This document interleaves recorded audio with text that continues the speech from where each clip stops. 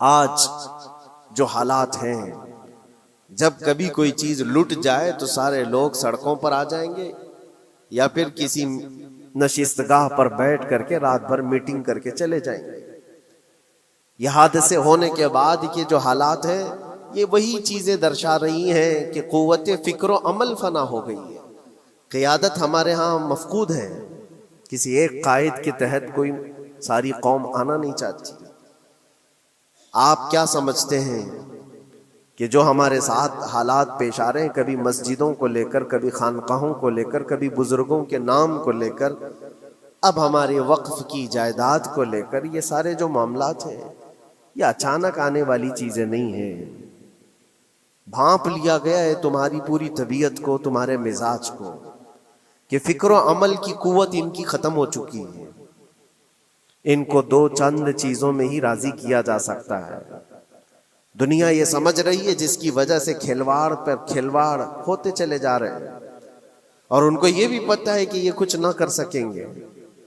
میرے عزیزو، آپ نا امید اور مایوس نہ ہو کہ ہم سے کچھ نہیں ہوگا۔ اللہ کریم چاہے تو ایک بندے سے بھی پوری دھرتی پر زلزلہ لا سکتا ہے۔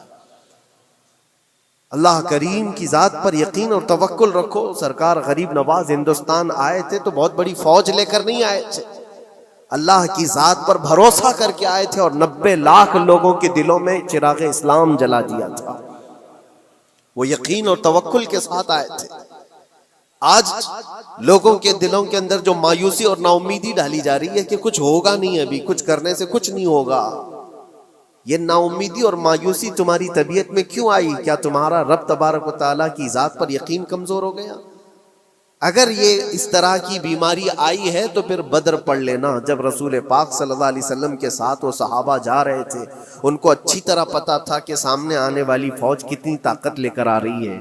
1000 لوگ آ رہے ہیں، ہاتھی گھوڑے ان کے پاس، ہتھیار اور اسباب ان کے پاس ہے، کھانے پینے کی مزے کی ساری چیزیں لے کر کے آ رہے تھے مکہ والے، اور ادھر صحابہ ننگے پیر ہیں۔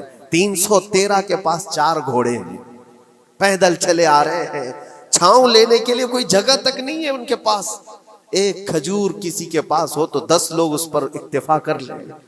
فاقے پر فاقہ کرنے والے وہ صحابہ، لیکن انہوں نے یہ نہیں کہا کہ اللہ کے نبی صلی اللہ تعالیٰ علیہ وسلم سے کہ ہمارے پاس اسباب کی کمی ہے، ہتھیار کی کمی ہے، کچھ نہیں، ہمارے پاس سواری نہیں ہے۔ بغیر سواری کے 180 کلومیٹر مدینے سے چل کر کے وہ بدر پہنچے تھے، بدر تک پہنچے تھے، اور اس وقت اپنی ساری محنتیں، اپنی ساری قوتیں انہوں نے زمین پر لا کر رکھ دی۔ پھر بدر کے میدان میں جب پہنچے تب اللہ کریم کی بارگاہ میں دعا کیا تھا میرے مصطفیٰ نے، اے اللہ، اگر اس نہتی قوم کو تو نے فتح نہیں دی تو پھر قیامت تک اس روئے زمین پر سجدہ کرنے والا کوئی نہیں ہوگا۔ یہ محبوبانہ انداز تھا میرے مصطفیٰ کا۔ وہ دعا مدینے میں بیٹھ کر کے بھی تو کر سکتے تھے۔ 180 کلومیٹر دور اتنی مصیبت میں دھوپ میں چل کر کے جانے کی کیا بات تھی؟ ننگے پیر صحابہ گئے ہیں، فاقے پر فاقہ کیے ہوئے، وہ مدینے میں بیٹھ کر دعا کرتے تو کیا رحمت للعالمین کی دعا قبول نہیں ہوتی؟ لیکن مصطفیٰ کریم صلی اللہ علیہ وسلم نے یہ مزاج دیا ہے، پہلے فکر و عمل میدان میں لاؤ، پھر دعا کرو، اللہ کی مدد آتی ہے۔ یہاں ہم بیٹھ کر کے یہیں سے دعا کرتے ہیں، کچھ کرنا نہیں ہے، بدلنا نہیں ہے، اور فکر و عمل کو لانا نہیں ہے، تو پھر صرف یہاں بیٹھ کر کے دعا کرنا، یہ تو میرے عزیزوں عورتوں کو اس سے ذمہ داری دی گئی ہے کہ تم میدان عمل میں آ نہیں سکتی، تم اپنے گھروں سے دعا کرو اپنے بھائیوں کے لیے، لیکن یہ کام تو اب سارے مردوں نے بھی لے لیا ہے۔ بہرحال قوت فکر و عمل پہلے فنا ہو جاتی ہے جب کسی قوم کی شوکت پہ زوال آتا ہے۔ آج یہ جو سارے معاملات ہم دیکھ رہے ہیں، اس کی ایک خاص وجہ میں آپ کو بتانا چاہتا ہوں۔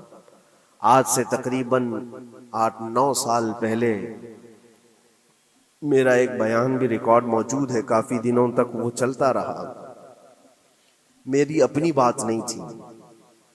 سراج الامہ امام غزالی رحمۃ اللہ تعالی علیہ، انہوں نے لکھا تھا کہ امت پر اگر ایک ایسا وقت آ جائے جب ان کے سامنے ان کے نبی کو گالیاں دی جا رہی ہوں، اور امت کچھ نہ کرے تو پھر وہ انتظار کرے کہ عنقریب وہ وقت بھی ان کے اوپر آنے والا ہے جب ان کی ماؤں بیٹیوں اور سب عزتوں کو بازار میں نیلام کیا جائے گا اور یہ کچھ نہیں کر سکیں گے. وہ دن آ جائیں گے. بیسک وجہ وہاں سے شروع ہوئی کہ لوگ اپنے عیش و عشرت میں کچھ کمی نہ کر سکے.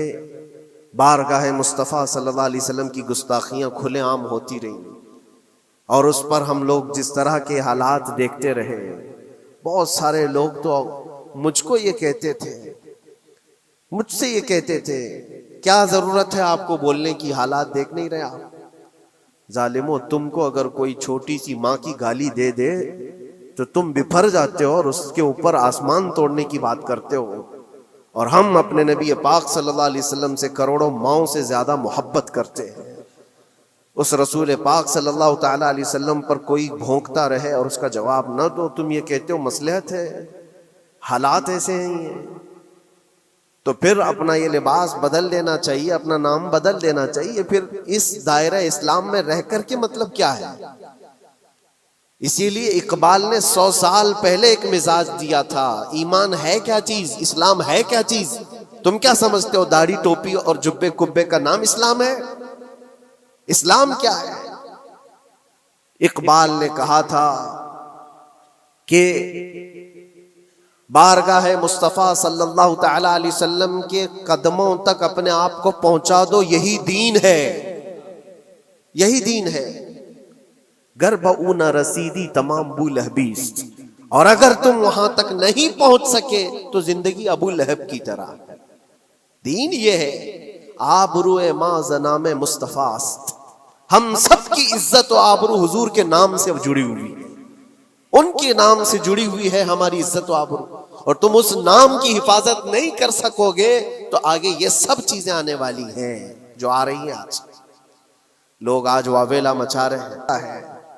یہ بات یاد رکھنا، شیطان کبھی فجر کی نماز کے لیے اٹھا نہیں سکتا، اور اگر اٹھا رہا ہے تو پھر اس کا کوئی مقصد ہے.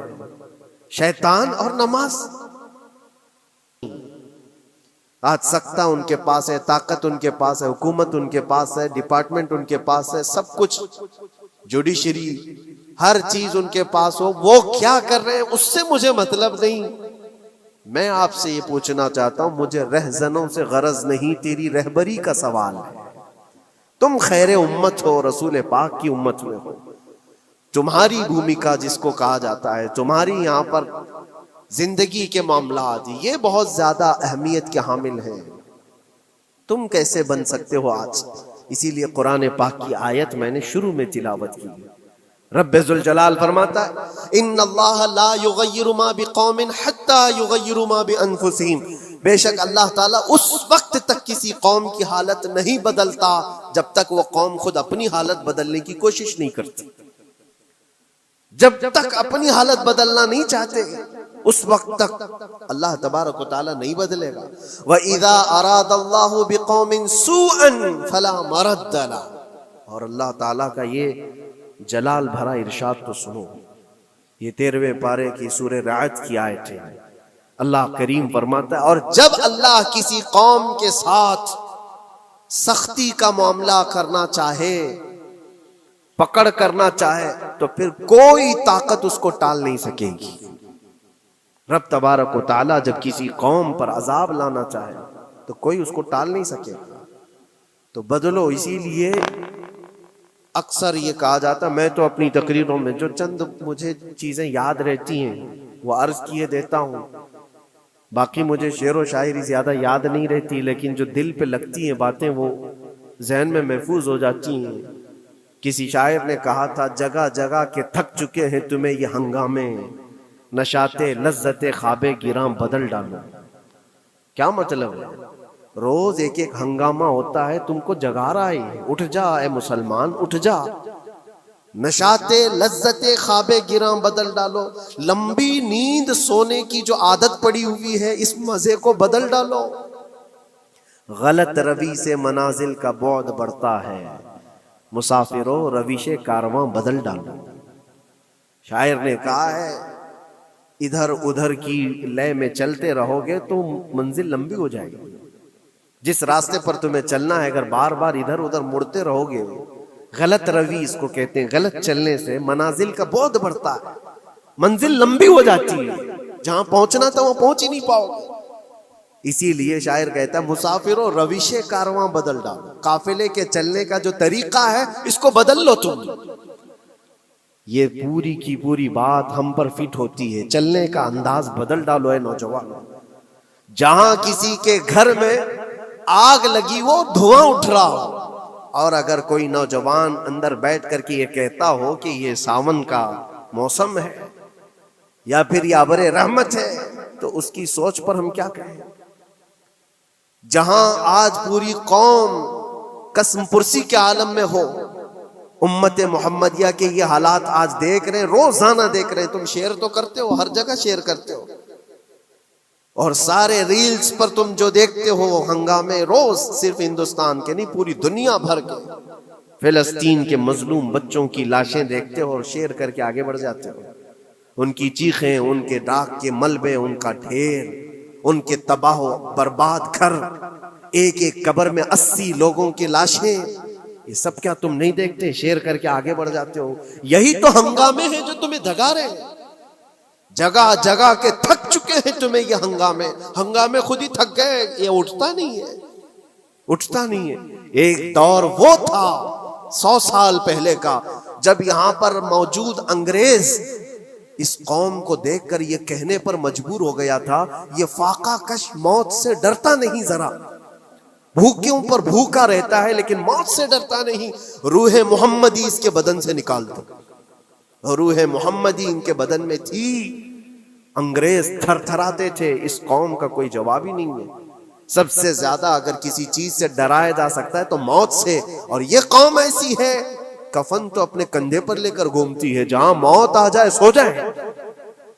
یہ فاقہ کش موت سے ڈرتا نہیں ذرا، روح محمدی اس کے بدن سے نکال دو۔ یہ کس کی بات تھی؟ انگریزوں کی بات تھی۔ اور آج حالات بدل گئے، سارا کا سارا زمانہ تم پر آج بھوکے بھیڑیا کی طرح جھپٹ پڑا ہوا ہے۔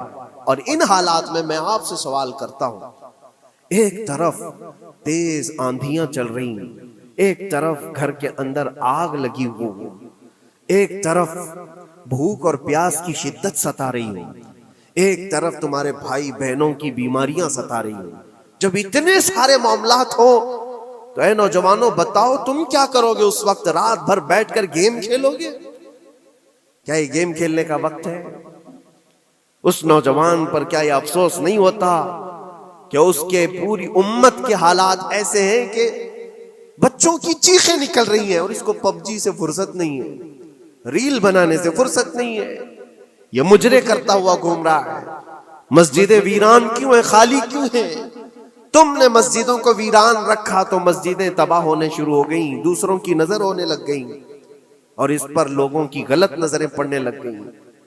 آ جاؤ اے مسلمانوں، میرے مصطفیٰ کریم صلی اللہ تعالی علیہ وسلم کی ہدایات پر ایک بات چیلنج کے ساتھ کہتا ہوں، تمہارا نام اگر نبی پاک صلی اللہ علیہ وسلم کے نام سے جڑا ہے تو یہ چیلنج کے ساتھ میں کہتا ہوں، اس رہتی دنیا میں تمہیں پوری طاقتیں مل کر وہ عزت نہیں دے سکتی جو میرے مصطفیٰ کے قدموں کی وابستگی دے گی۔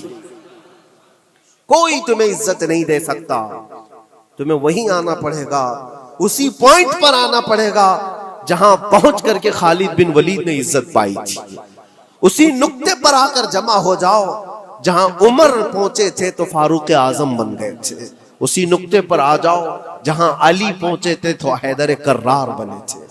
ہر ایک کو عزت اسی بارگاہ سے ملی ہے، اور جو کچھ بھی معاملات ہو رہے ہیں اس کی ایک وجہ یہی ہے، ناموس رسالت پر تم نے ہلکے پن کا اظہار کیا تو پھر ہمارے سارے مسئلے داؤ پہ لگ جائیں گے، سارے مسئلے۔ یہ تو وقف ہے، ابھی دیکھو آگے کل تمہاری اذانیں نشانے پر ہیں، تمہاری جماعت کی نمازیں نشانے پر ہیں، تمہاری مسجدیں بھی نشانے پر ہیں کہ تم اپنے گھروں پر بھی جمعہ پڑھ سکتے ہو، چھتوں پر بھی نمازیں پڑھ سکتے ہو۔ یہ سب معاملات آئیں گے، برقع، حجاب، ٹوپی، داڑھی ویسے ہی چل چکے ہیں مسئلے، ہر چیز نشانے پر ہے۔ ارے تمہارے کھانے بھی نشانے پر ہیں، تم کیا کھاؤ گے، کیا بچاؤ گے، یہ بھی نشانے پر ہے۔ یہ سارے مسائل صرف اسی بنیاد پر ہے. قوت فکر و عمل پہلے فنا ہوتی ہے جب کسی قوم کی شوکت پہ زوال آتا ہے. اور یہ ایک بات یہ بھی میں بتا دوں، اقبال نے سچ کہا تھا، ان کے جو ہم غلام تھے خلق کے پیشوا رہے، ان سے پھرے جہاں پھرا پھر آئی کمی وقار.